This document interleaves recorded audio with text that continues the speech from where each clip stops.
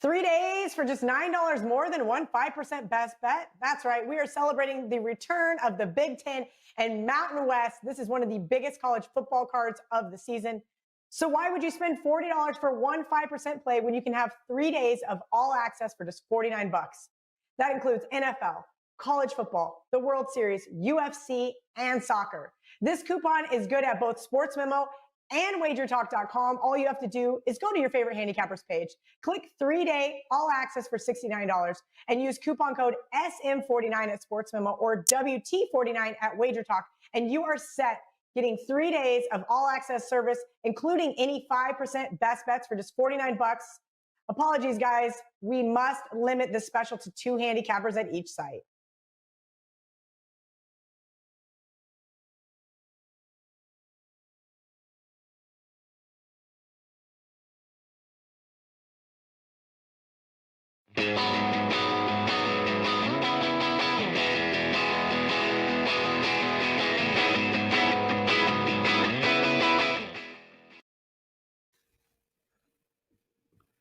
Welcome to WagerTalk Today. I'm Lawrence Presman.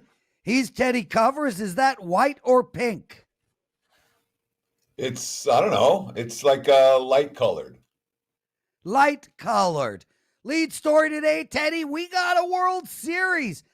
Outstanding performance by the Tampa Bay Rays. Blake Snell looked great. I was on the over. Cashed that baby. So I'm a happy guy, but man, this looks like it's just going to be an amazing World Series. Sure. I mean, in game one, when the Dodgers did everything right, and you're looking at the two rosters, you're saying, man, the Dodgers, how many Hall of Famers are on this LA team? Maybe it's going to be a one-sided series. Last night, pretty early, ended those perceptions, I would say. Unfortunately, I was on the wrong side of that. I was on the Dodgers last night. They were really never in the game. I thought that my impression of what they were going to do, well, one, Gonsolin wasn't sharp, and then when he wasn't sharp, they didn't bring the bullpen rotation change. I thought Urias was going to come in, and he didn't, and it made a big difference. May was not at his best, and when you spot a team a 5-run lead, you're not going to come back. Of course, Dodgers finished the game 0 with runners in scoring position. That's been sometimes a bugaboo for them. It certainly was last night. They had their chances to come back from the deficit, unable to erase it. Nice call on the over, Prez. Good for you and your clients.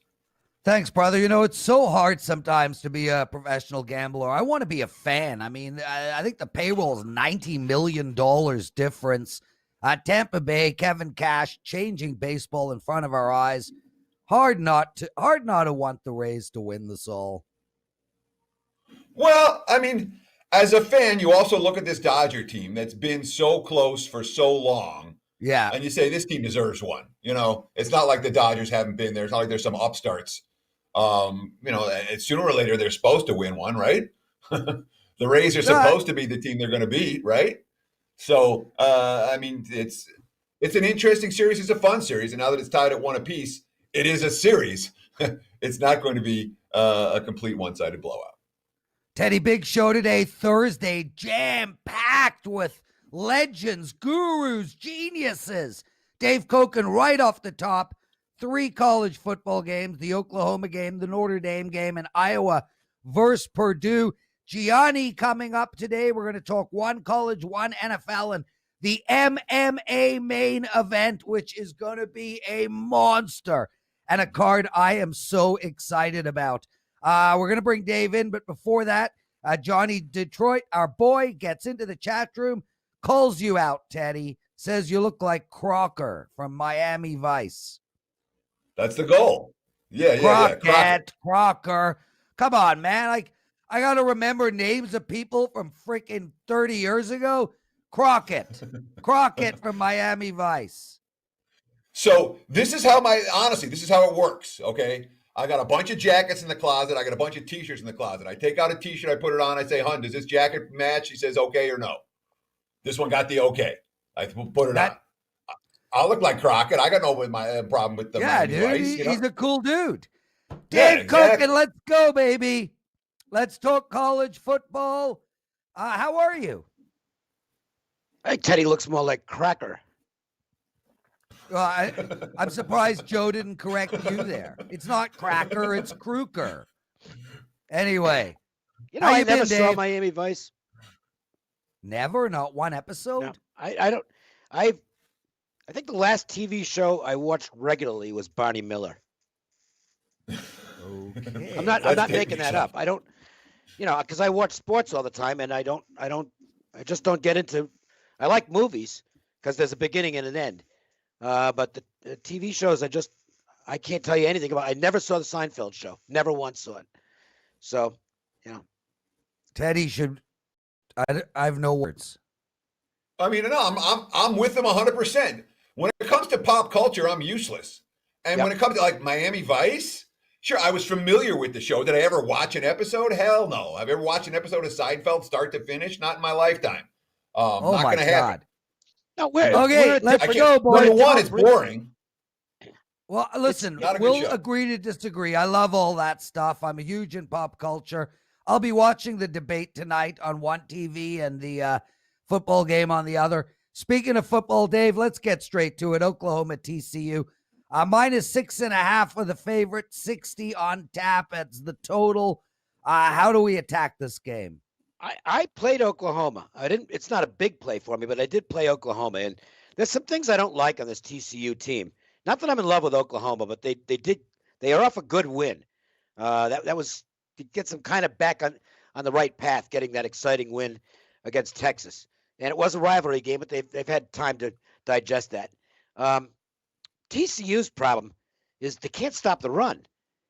They just can't stop the run. Iowa State ran for 7.5 yards per carry. Texas ran for 6.3 yards per carry. Kansas State ran for 4.5 yards per carry. In Kansas State, they were able to basically just play the run in that game because Kansas State had the backup quarterback who's going to be the regular for the rest of the season, and he can't throw the ball. So it was, it's not that Oklahoma's got a great rushing offense because they don't, but they're not going to have to rely strictly on the quarterback to get their yards here.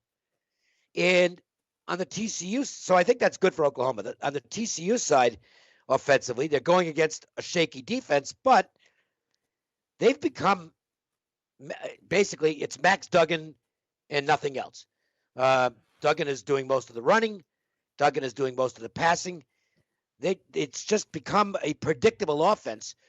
And one the defensive coordinators, I think, are going to be able to match up well against. Let's just make sure that Duggan doesn't kill us. And we don't have to worry about the rest of these guys. I mean, Conroy can get deep once in a while, but I wouldn't classify him as a great receiver. Miller's a decent running back, but hasn't shown that he can, to me, be a true number one. This is just Gary Patterson's been there a long time, and this isn't a knock on Gary Patterson because he's been a great football coach over the years. But sometimes the bloom comes off the rose. Is that the expression? And I think TCU's kind of become a middle ground Big 12 team. I don't like this matchup for them. I think Oklahoma gets them by about 10 points here, and that's enough to cover the spread. Yep. Let me ask you this, because TCU has been, in recent years under Gary Patterson, they've been a bad favorite and a pretty good underdog. They tend to play teams close. In TCU's 3 games this year, all decided by a touchdown or less. Does that concern you about the Horned Frog side in this one, or about the Sooner side in this one, just because that's been the MO of Gary Patterson in recent years? Minimally, because, I guess you have to factor that stuff in a little bit. But I'm not a trend guy. So, the fact that the dog has covered all 3 games and TCU has been a respectable dog over the years, I guess it matters, but I don't think this year's TCU team is to the standards that some of those past TCU teams have been. I just think they're a really ordinary football team, kind of a blah team. Look, if Oklahoma doesn't come with their A game, then anything can happen. There are no dominant teams in the Big 12. But I think Oklahoma comes out of that Texas game feeling really good about themselves, and might be time for them to put together a really good performance. And look, they are the best team in the Big 12 on paper. This is a team that shouldn't have struggled in the games they struggled, and I'm waiting for them to take off. Maybe the Texas game was the jumping off point. That was a very good win for them. Sure was. Dave Cokin joining us, everybody. You're watching Wager Talk today. Dave, 6-1 golf run, 7-2 baseball run, 4-1. No, you're bigger than 4-1 KBO run. I wrote that down wrong, but No, I'm not. good, No, good. Because I lost last night, this morning. There you go. And great it's, college it's one of those football games. start. It's one of those games. It's like, God damn it! I played the first 5. The team lost the first 5 and then won the game. Those are the ones that those just irritate me to no end. But I'm mostly a first 5 inning player in the KBO because the bullpens are completely unpredictable. Yeah, I had the pleasure of hosting a KBO show with Dave. Didn't know what I was talking about. Notre Dame, Pittsburgh. Super interesting game here because the line and the total somewhat correlated in a sense. Minus 10.5. 43.5 is the total. And I mean, literally the bookmakers are saying Pitt can't get 17 in this game. What are you doing here, Dave? Well, the reason I wanted to talk about this game was twofold. Because, we are in the promotion business, and I will do a little promoting right now for people who subscribe to my package, who are all access players. Last week's Pittsburgh-Miami game, and I think I talked about it here. Yep. In terms of what I was doing on that game, it could not have gone better. And now I never sold the game individually last week, but I gauged where the line was, where it was likely to go, and ended up playing both sides of the same game. Pittsburgh at what was most prevalently plus 10.5. Miami minus 10.5. There were some 10s. Pittsburgh plus 13.5. There were some 14s. Because I had the injury info in advance, we have it becoming widely available, and so played both sides of the same game, creating a 3-point middle. The game landed on 12. So for those who were on for all access, they got a 7% gain, a 7% net profit gain for almost no risk in that game. That's why packages are the way to go. So now let's talk about this week's game, because there is no mystery this week. Pickett will not be playing for Pittsburgh. It's going to be Joey Yellen. Bevel or Neville, whatever his name is, I guess it's Bevel, will probably see some action if Yellen doesn't do well. Pittsburgh actually gave a good account of themselves at Miami last week. They were catching Miami in what was maybe a down spot coming out of the Clemson game. I didn't expect Miami to have a great game last week, and they didn't. But Yellen showed surprising poise for most of the game. He did get a little rattled in the fourth quarter and started throwing some balls that were up for grabs. And he'll be going against a very good defense here. Nobody's going to want Notre Dame here because the Irish were extremely unimpressive last week, and they just barely get to the wire 12-7 win over a Louisville team that hasn't been good so far. It looks like this is one of those games where I think the services are going to line up on Pittsburgh plus the points. I'm not going to be on the opposite side, but I don't know that I want them. Notre Dame's got film on Yellen now, which Miami didn't have. I think Miami might well have been preparing for the number one quarterback last week because, again, leading up to the game, it wasn't known if he was going to play or not. So I'm not as enthused with Pittsburgh as a lot of people are here. I don't really want to lay the points, though, because the Irish have had a couple of games that haven't been very impressive. I mean, the Duke game certainly wasn't impressive to me. Florida State, they were okay. South Florida, they did what they were supposed to do against a horrible team. And they weren't that good last week. They haven't put all the pieces together yet. Maybe they will here. Maybe going on the road gets them more focused. They've had 4 straight home games to start the season. I guess call it a very mild lean to Notre Dame, but not one I can bet on. Yeah, I mean, so the Irish last week, the final score, and maybe even, I mean, it was a weird game because there was only 7 possessions. You know, Notre Dame had 61 yard, 76 yard, 90 yard, 57 yard, and 66 yard drives, and ended up with 12 points. So they moved the ball. They just didn't end up scoring touchdowns with it. And the game was played at a very slow pace. Are you worried about that slow pace potentially carrying over this week? Because Pitt's not going to speed it up. And if so, when you have a team that's only playing 7 possession games, are you worried about a double-digit point spread? Yeah, I am. It's part of the reason I didn't play the game. And the other one is that we're getting a clear pattern on Narduzzi. He's a terrible favorite. His teams do enough to lose as underdogs. They don't win the game, but they hang around. And his game planning is very conservative, and his in-game strategy is conservative. I mean, last week they're down 12 in the fourth quarter. They've got like a 4th and 5 in plus territory, and he kicks a field goal. Down 12, down 11, okay. Down 12, you got to go for it. I'm glad he didn't, because it worked out to my benefit, because Miami went down and kicked a field goal, and the game was right back on 12, and it ended there. So it was a perfect scenario. But I have a feeling that this is going to be what Pittsburgh is as long as Narduzzi's there.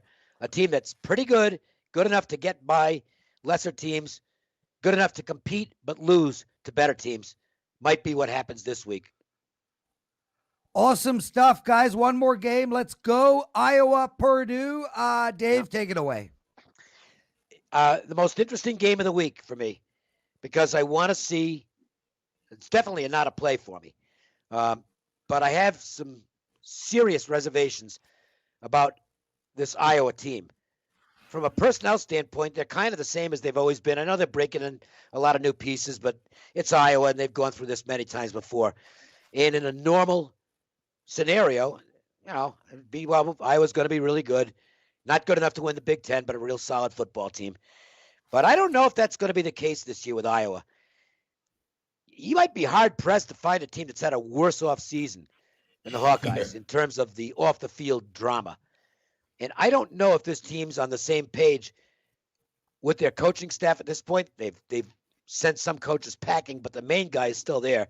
And Ferentz, I think this is going to be his last year at Iowa. I have a feeling this team is not going to do well, and I have a feeling that will be the excuse to show him the door at the end of the season, because, I don't care what your politics are. My politics don't enter into this. It is undeniable that there are some issues in that program right now that are tied to the political landscape. It's just the way it is. So it doesn't matter what side of that equation you're on. You have to accept the fact that it is there at Iowa. I think it's going to impact the team. I almost took a shot with Purdue here, because I have a strong feeling that Iowa's going to be a team that's distracted all season. But I decided to wait a game since I don't have anything really to look at. Jeff Brom is not coaching the game for Purdue because he's got COVID. There was just enough to keep me off it, but I don't want any part of Iowa, to be honest. Dave Cokin with us. Guys, let me tell you something. We have a promo up. It's WT49. You get 3 days of anyone's plays. And the reason I mention that is Dave Cokin is, without question, the best handicapper we have in college football over the last few years. Over 60% year in, year out, which is just a ridiculous number. And people always ask, when is the best time to buy a handicapper? It's not when they're on a 15-1 run. When they're on a 15-1 run, that would not be the best time to buy a handicapper. The best time to buy a handicapper is when you know they're good, you know they own that sport, and they just come off a mediocre or bad day or week. That's what Dave Cokin is right now. This Saturday, Dave, I got a feeling. Well, hold on. I'm not off a bad week. I won last week. What are you talking about? Saturday. You didn't win on Saturday. It sets you up for I did win on Saturday. Yeah, he just talked about the 7 units that he won his clients last week. I had a winning day on Saturday, including the 2-0 in the Miami-Pittsburgh game, so I don't know what you're talking about. Oh, yes. I actually, you hedged that. Okay, my bad. We did not have a good day on Saturday across the board. But anyway, guys, use that promo code WT49 for Dave Cokin. And you got a 5% play up, right, on Sunday, or am I wrong on that too? No, you got that right. My numbers point to a strong side, and I like the situation on a game on Sunday in the NFL. 3-0 so far on 5% plays in football. So let's see if we can get fortunate and get to 4-0. There you go. Dave, get out of here. We're taking a quick break. Right back. Gianni, Ralph Michaels, Teddy's Big Game Breakdown, so much more.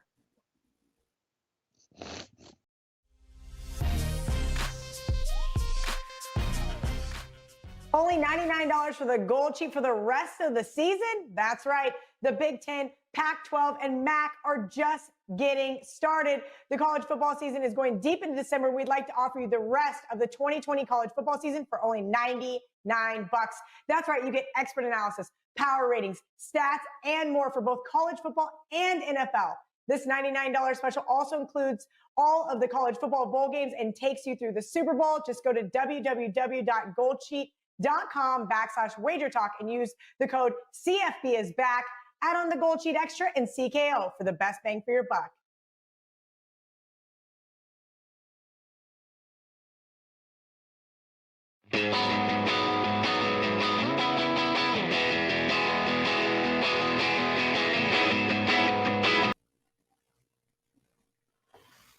Time for bad beats, bad bets, and bad for the books here on WagerTalk Today, your sports central for gamblers.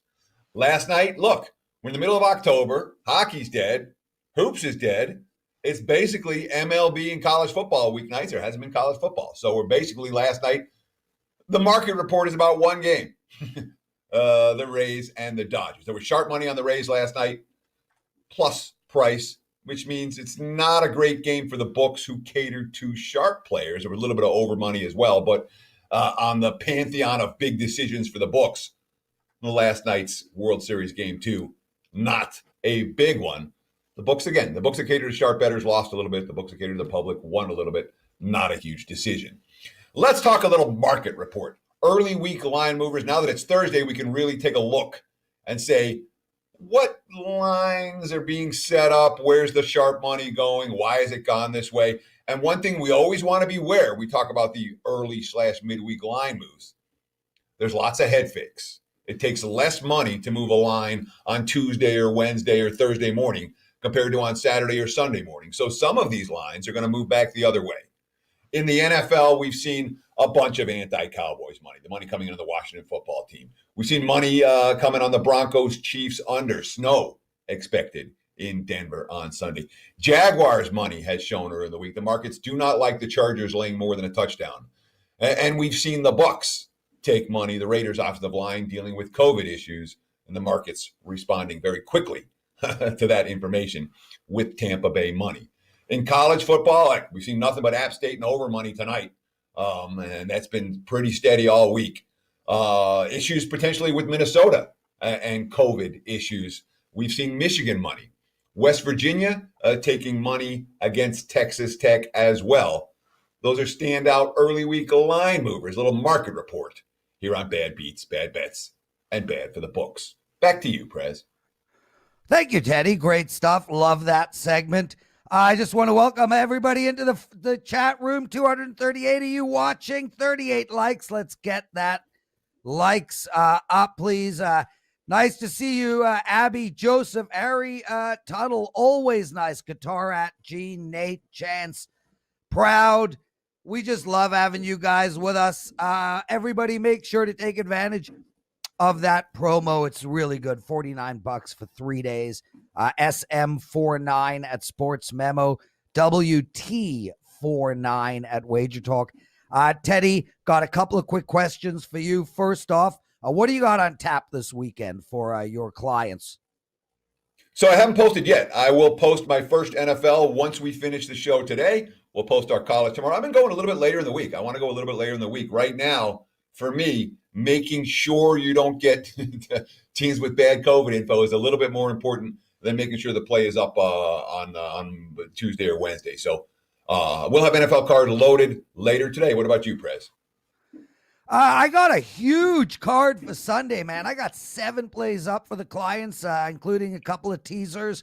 I got a 5% for Monday night. My college football is up as well for Saturday. And I got an MMA play, which I'm so excited about. Dude, I am so pumped about this MMA card. I just want to move on and get Gianni on. I do have a question. A lot of people are asking this in the chat room, which is great for you and that guy, Joe. When is your show coming out today? The look ahead. That's a Joe question. It's up. It's up right now. The show is up, everybody. So there you go. There's the answer to that. Also, one of our commenters called me a buffin. Buffon. Teddy, can you help? Maybe it's an American thing. I don't know what a buffon is. Do you? It's a buffoon that has a typo. So who would be the buffoon? The person who can't spell an easy word like that? Or me? Quick break, I would think Gianni. it would be you.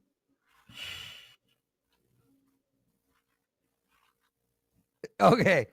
Caught Joe off guard there because he was trying. I guarantee you, Teddy, he was trying to find an image of a buffoon. Just like put it on the screen. 100. First-time customers at WagerTalk.com and SportsMemo.com receive $25 in WagerBucks after your first initial purchase. All you have to do is sign up, make your purchase, and you'll get $25 in credit.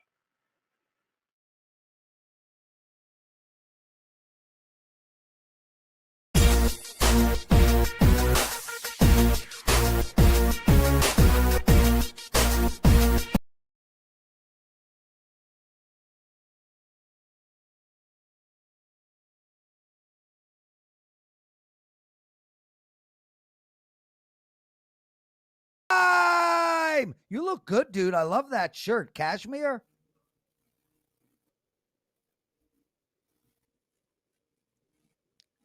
The two of you guys, man. Like, Jesus, my woman doesn't buy my clothes.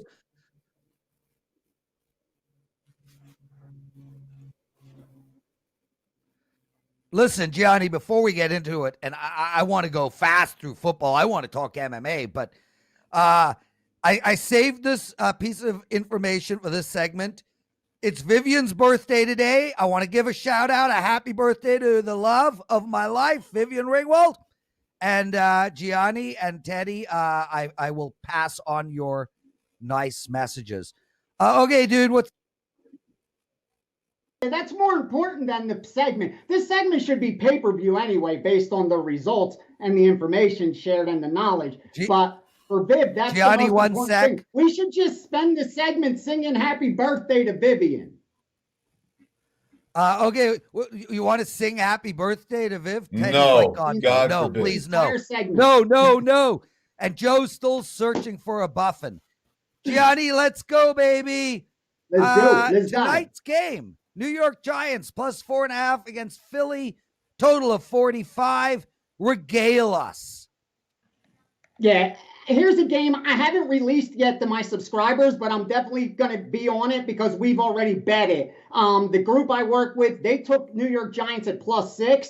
Now, I share info, like I said. I originate MMA stuff. Every other sport, I provide accounts for guys that win long-term. I get to see what they bet, and out of their stuff, I handicap and I choose what I like. And this is one that I liked. I like the Giants, and that's why I bet them. And I'm probably going to release them to subscribers as well, because I think even at 4.5, there's still value there, because there is nothing in the analytics that says the Philadelphia Eagles should be this heavily favored over anybody, except for historical being that these two teams, Philly has owned the Giants.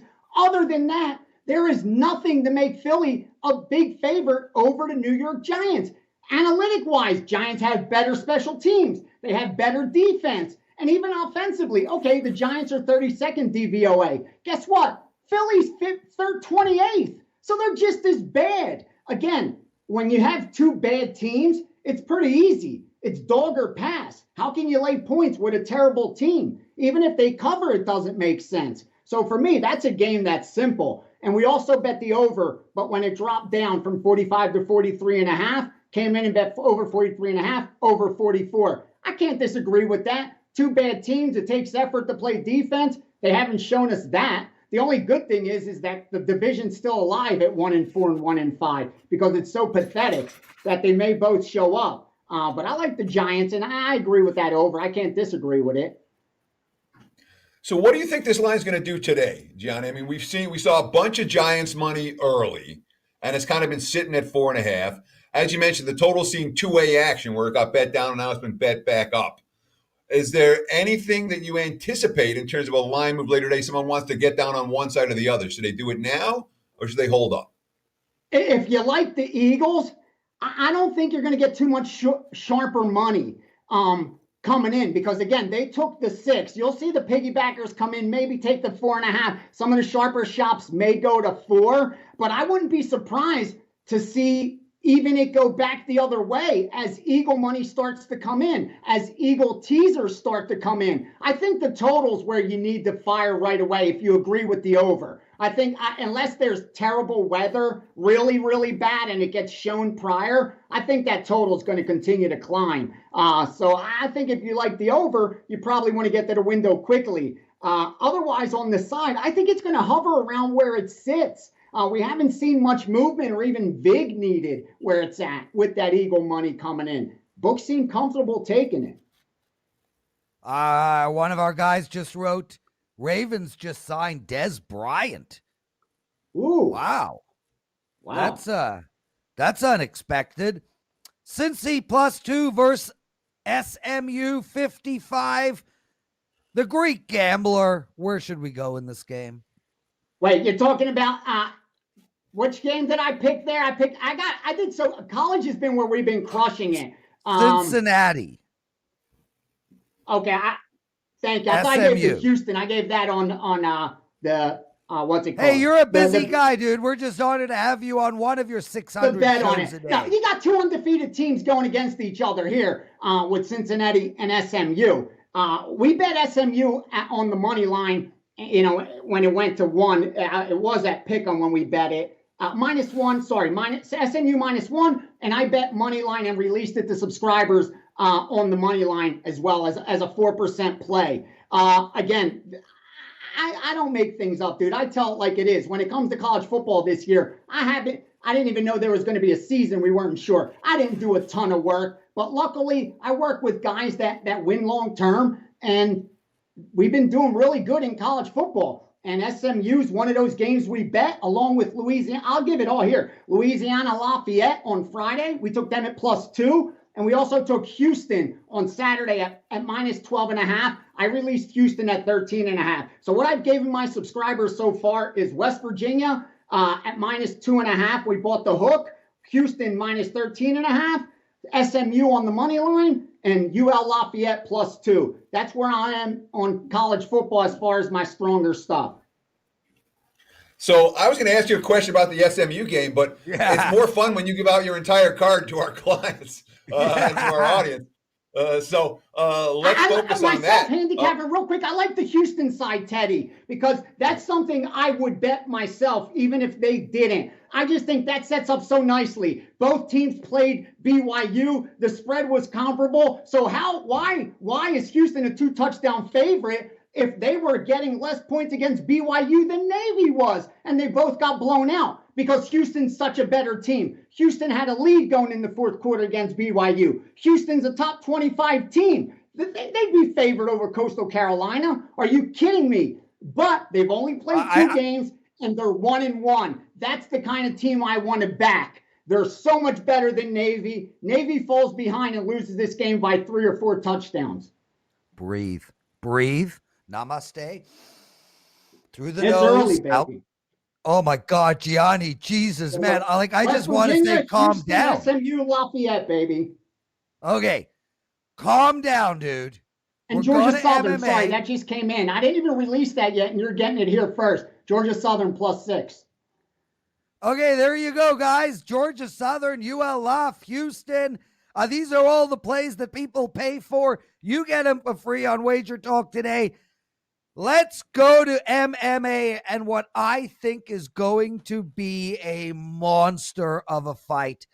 I want to hear your opinion first. I got a lot of thoughts on this fight that I want to talk about. -350 for Khabib. We got a million options as well. Fight outcome, round betting, TKO, submission. It's an endless array of options in betting in the MMA. How are you going to take this fight apart? I love this card. I've given out 3 the whole bets card. on this UFC card so far, Prez. None on the main event yet. I bet the main event myself. I'll decide what I'm going to do with it as far as subscribers go. But I bet 2 underdogs that are +200 or greater, and I bet a small -110, a coin flip type fight. But and that'll go out. I did a video for Dana White's the UFC content that they'll put that out probably. So you guys should be able to see that for free anyway. But let's talk main event. Listen, I won't talk X's and O's because I'll spend all week doing that. And I'm doing a bunch of stuff for them where we're going to break down the X's and O's. And everybody knows Gaethje and Khabib well enough that I'm not going to tell you anything that guys like Daniel Cormier can't tell you, who knows so much more about fighting than me. But what I do understand better than those guys are betting markets. And that's what's allowed me to win long term. And here's what I know, that in my career betting for almost 30 years and having the privilege of working around guys who are much sharper than myself, this is what I've learned. There are certain outliers in sports that you forget the analytics, you put all that nonsense aside and stop talking about value, and you just do the obvious. Here it is. Floyd Mayweather, 2005 to 2015. John Jones, his UFC career. And finally, the New England Patriots during the Brady-Belichick era. All three, not a single person got rich betting against those. Nobody did. Why would you bet against the greatest lightweight of all time, who hasn't lost, who only lost one round? There is no blueprint. Stop the nonsense. This is how you beat Khabib. You don't know how you beat Khabib because it hasn't been done. Will he lose eventually? Maybe, if he gets injured or gets older and keeps fighting. Is Gaethje capable? Absolutely. He's a top 5 lightweight in the UFC.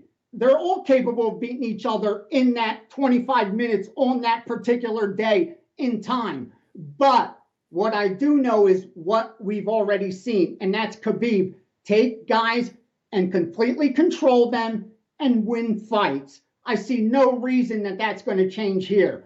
Why make it harder than it needs to be? Put the X's and O's away. You don't want to lay 330. I understand that. But then go ahead and grab the value like everyone did against Floyd and everyone's done against Jones and all the wise guys did against the New England when they said they're overvalued. So for me, it's Khabib or leave it alone. Yeah, and look, Gianni, I get it. I mean, this is the best fighter pound for pound in the world right now, 28-0. But listen, you're undefeated until the minute you're not. He is not going to have an undefeated career. There are going to be moments. You know, I look at this fight and look, I'm struggling to bet this fight. I ask myself, would he beat Gaethje 4 fights in a row? So let me ask you that. Would he beat him 4 fights in a row? I think I said if they fight 5 times, Khabib wins 4 of those 5s comfortably. And in that 5th, maybe Gaethje doesn't get controlled and lands the shot. That's why I say 4 out of 5. Nothing's 100%. And yes, you're right. Khabib, if he keeps fighting, and everyone eventually will lose. Here's why Khabib is so great. And real quickly, I will talk X's and O's because it's important. Because he is a Dagestani wrestler that is so elite and does something that we had never seen. You know what he's going to do. There's no secret to it, but because no one's seen it for a long time or ever worked with it, they get dominated by it. Now, though, there's been more Dagestani fighters coming out of there. They're in other gyms. They're in smaller promotions. 10 years from now, it's not going to be a problem. All these guys in MMA will have experience with that style, but they don't right now, and especially against the guy who is the best at it. That's the problem. He has this particular skill set that is, you know what it is, but it is so above anyone else's. That's all he has to do. Khabib don't make it harder than it needs to be. He doesn't try to he tells you, this is what I do. I make it easy. I take you down and I smash you. That's it. I'm not going to box with you. I'm not going to give you a chance. This isn't to entertain the fans. This is how I win fights. And I love it. I love it. A flashier, stronger version of GSP.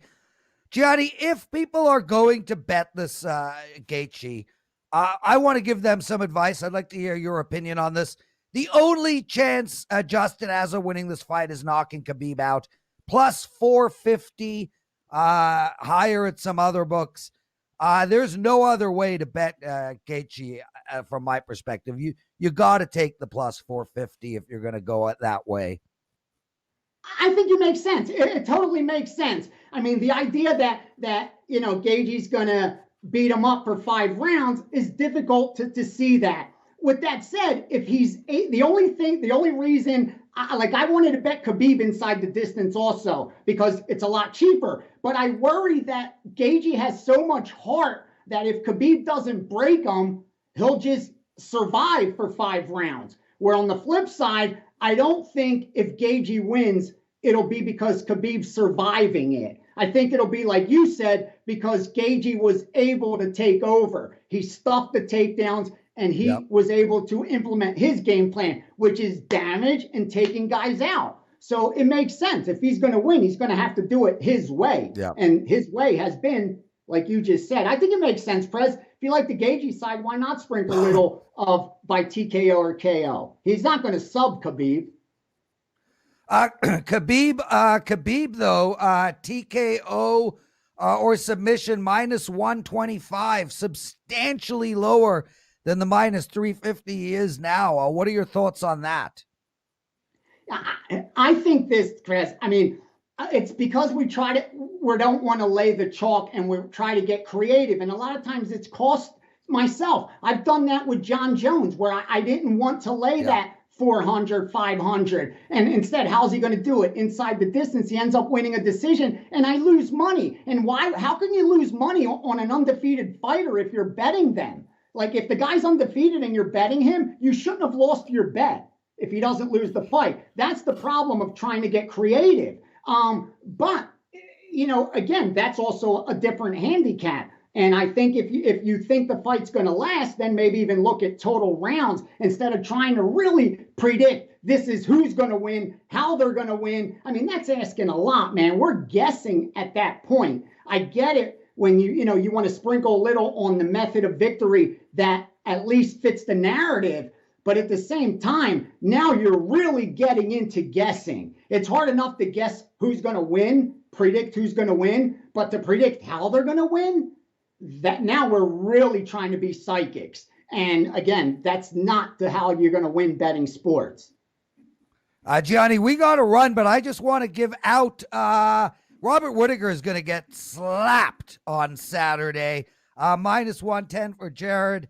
I gave him out. I used him. That's on my video that I did for that Dana tweets out. That's one of the picks. I gave out 3 picks this week on that video, and Cannonier's the one favorite that I used. I like it. We're totally on the same page on that. What a card. What a guest. We absolutely love having you. God bless Gianni. Let's take a quick break. I love you We're both. right back. And happy birthday, Teddy's Big Game Breakdown. Good luck, guys. 3 days for just $9 more than 5% best bet. That's right. We are celebrating the return of the Big Ten and Mountain West. This is one of the biggest college football cards of the season. So why would you spend $40 for 5% play when you can have 3 days of all access for just $49? That includes NFL, college football, the World Series, UFC, and soccer. This coupon is good at both Sports Memo and WagerTalk.com. All you have to do is go to your favorite handicappers page, click 3-day all access for $69, and use coupon code SM49 at Sports Memo or WT49 at WagerTalk, and you are set, getting 3 days of all access service, including any 5% best bets for just $49. Apologies, guys. We must limit this special to 2 handicappers at each site.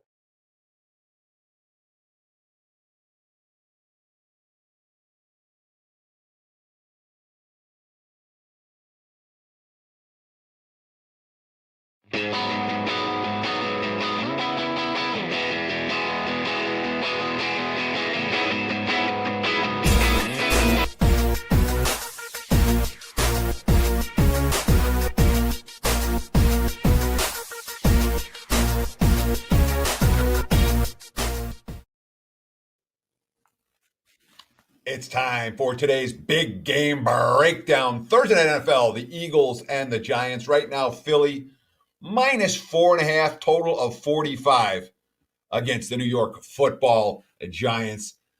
My lean here is towards the G-men plus the points. I have not pulled the trigger. Let me explain why.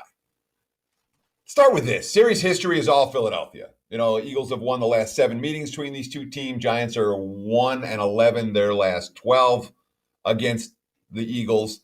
And however we're going to look at these two teams, Philadelphia is the better of the two teams. The Giants are what they are. The Eagles are in position right now. They have 3 consecutive division games over the next 3 weeks, and they can take control of this division if they play well. Danny Dimes now has 32 turnovers and 18 career starts, which is certainly an issue. And he's had turnovers in 17 of those 18 starts, and that's been a problem. The Giants' red zone offense stunk last week, 0 of 3 in the red zone. And the scariest thing about the Giants is perhaps the quote from Leonard Williams. When they beat Washington and got off the schneid, Leonard Williams, quote, "We finally got our win. We've been working hard and finally got to see some of the fruits of our labor." That's an exhale quote. Now it's a short week with modest travel. Those are all anti-Giant stuff, which is why I didn't get to the window on the team that I think is live in this ballgame. I thought Gianni nailed it when he talked about where's Philly's statistical profile in any way, shape, or form that says the Eagles are better, more than a field goal better than the Giants. You can't find it. Giants better defensively against the run. Giants better defensively against the pass. Philly still with enormous injury concerns on both sides of the football. There was a lot of talk maybe they're going to be healthy at receiver this week. Well, let's see. They've lost Miles Sanders. Alshon Jeffrey's not going to play tonight. Jake Driscoll, the tackle's not going to play tonight. Zach Ertz out. I mean, it's just on and on with Philadelphia and the injury report. We're not surprised at all. The Eagles win the game. I do think the Giants hang around. This is a one-score game. This isn't a blowout. Lean G-men, but I have enough concerns about the Giants that it's just staying in the lean category. Nothing out of my pocket. Back to you, Prez, and let's get to Ralph's TNA. Awesome stuff, Teddy. You and Gianni both. Gianni, more definitive on the Giants. You've got a lean there. Great show so far. The Pen coming up. Ralph Michaels with TNA. Let's bring him in. Ralph, we missed the Pen. Do the Pen move. There you go. Red and red. Love it. All right, guys. On the presidential address yesterday, I just said, my number at the beginning of the year was 7.5. So has Philly really dropped down that much, or have the Giants gotten that much better? And injuries have made it that way. But I got some numbers on tonight's game in the NFL, guys. The Giants may be 3-12 straight up their last 15 as an away dog. But, this is eye-catching. Did you know the New York Giants are now 13-2 ATS as an away dog? Their last 15 games, including 3-0 this year. That's an 87% mark. Did you know the Eagles are 3-10 ATS as a home favorite, including 0-2 this year? And you talked about the Eagles in the series. I'll say this, Teddy. The Giants have covered the last 3 trips to Philadelphia, and the road team in this series, 5-1 ATS. So 3 technical angles, all clearly pointing at the dog and the New York Giants. Yeah, so I knew the Giants were as bad or as good as road dogs, as you mentioned. But I did not realize the Eagles had been that poor as home favorites. So you asked me, did I know? I knew one, but I didn't know the other. Well, guys, what a great week giving out free plays. Monday, we gave out a free Tuesday soccer game from Carm. Wednesday, we gave out a soccer game from Carm. Guess what? I'm double dipping today. Situational play of the day. First, I'm going to mid-major Matt. Tonight, he likes Boston Scott under 13.5 carries. That's even money. He says, yes, I know Miles Sanders is out. 11 and 13 previous carries the previous 3 weeks. Without Sanders, Scott ran it only 9 times. He was briefly hurt. Corey Clement also in the backfield. Scott ran it 19 times against the Giants, but it was a better offensive line. So his prop for tonight is Boston Scott under 13.5 carries. And how about a soccer match? This tips off today. This is on the CBS Sports Network in about 2 hours for those watching live from our good friend Carmine Bianco, WagerTalk's Carmine. He has Lask Linz, Tottenham over 3 goals. They're laying 1.5. Again, that is on the CBS Sports channels and El Mas Spanish stations. I do know this.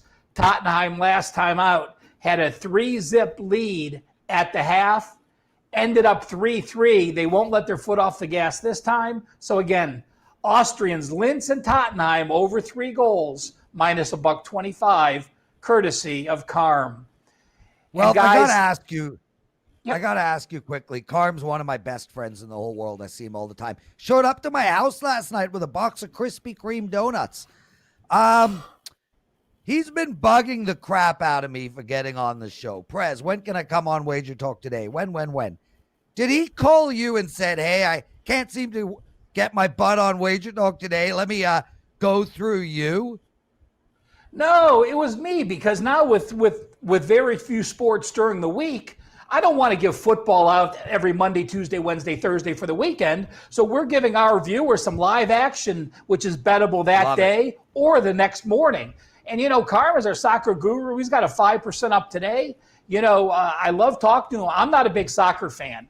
But, when Carm has a 5%, I'm betting it. So I pay attention to it. So, no, I actually took the initiative, didn't even think about it. But, again, I like giving live bettable action for that day or the near future versus putting everything up for the weekend for those guys watching Monday, Tuesday, and Wednesday.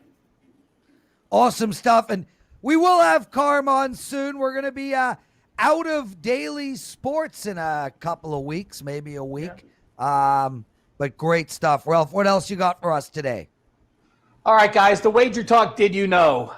I can go Gianni crazy that this absolutely drives me nuts. It is the most overused term in sports. It's revenge. Okay, I don't want you guys to answer. I want every viewer to think in their head. This is a quiz. There are 14 NFL games this week. How many of those have revenge? Think about it for 5 seconds and don't say a word. Of the 14, every freaking game has revenge. Every team played every game. Every team plays each other again. Every game on the board, I can say this team has revenge. It is the most overused term in sports betting. You're freaking me out. Calm down, Ralph. You're freaking me out. It's good. It's good. It really just drives me crazy. When I read someone that just writes they have revenge, that is the freaking stupidest thing I've ever heard of. Okay, now I'm going to give some numbers. Since 2015, the team with revenge, 47%. Okay, so if you say they have revenge, that's a 47% angle. If they're off a home loss, 49.9%. If they're off a home loss as a favorite, 49.1%. Every revenge situation is under 50% or right at the number. Now, that doesn't mean there aren't some quality revenge situations, and that's what I want to point out now. There are different situations. Today, I'm just going to go in. Same season revenge. Obviously, you're playing a division foe, and since 2015, if you blindly bet the team with same season revenge, you're 51%. Not great. But now look at these numbers when I start breaking them down in specifics. If you are a division foe and you lost the first game at home, you are now 56.5% the second game. If you lost the first game as a favorite, you are 57.1% the second game of the season. If you lost the first game as a home favorite, you are now 65% the second game of the season. That is meaningful revenge. You have a division foe that lost the first game as a home favorite. You're playing him that same season. You are now 65%. And how about this one, guys? If you have double revenge, and in the first game of the season you lost as a home favorite, and now again you're a favorite or pick them up to 1, you're 82% against the spread. So you lost home favorite game 1. You also lost the previous game of the previous year, and you're the favorite or a dog of 1. So basically you're the better team, 81.8%. So if you hear the word revenge without a division foe in there, without some stipulations, please just cross it off, and hopefully you'll realize just how overused the term revenge is in sports betting. Outstanding stuff, Ralph. Teddy, what an awesome show.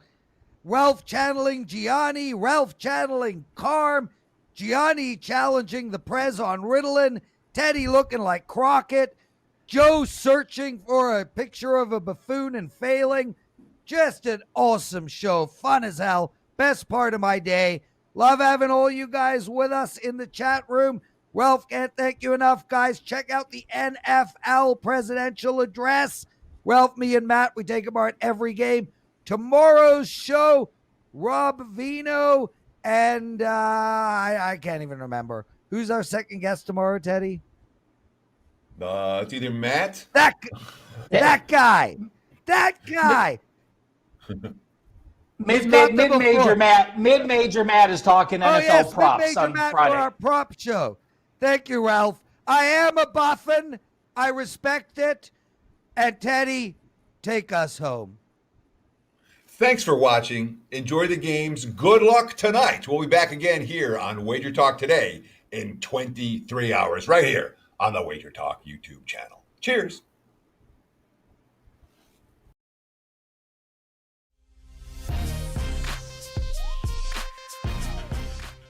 Only $99 for the gold sheet for the rest of the season? That's right. The Big Ten, Pac-12, and MAC are just getting started. The college football season is going deep into December. We'd like to offer you the rest of the 2020 college football season for only $99. That's right. You get expert analysis, power ratings, stats, and more for both college football and NFL. This $99 special also includes all of the college football bowl games and takes you through the Super Bowl. Just go to www.goldsheet.com/WagerTalk and use the code CFB is back. Add on the Gold Sheet Extra and CKO for the best bang for your buck.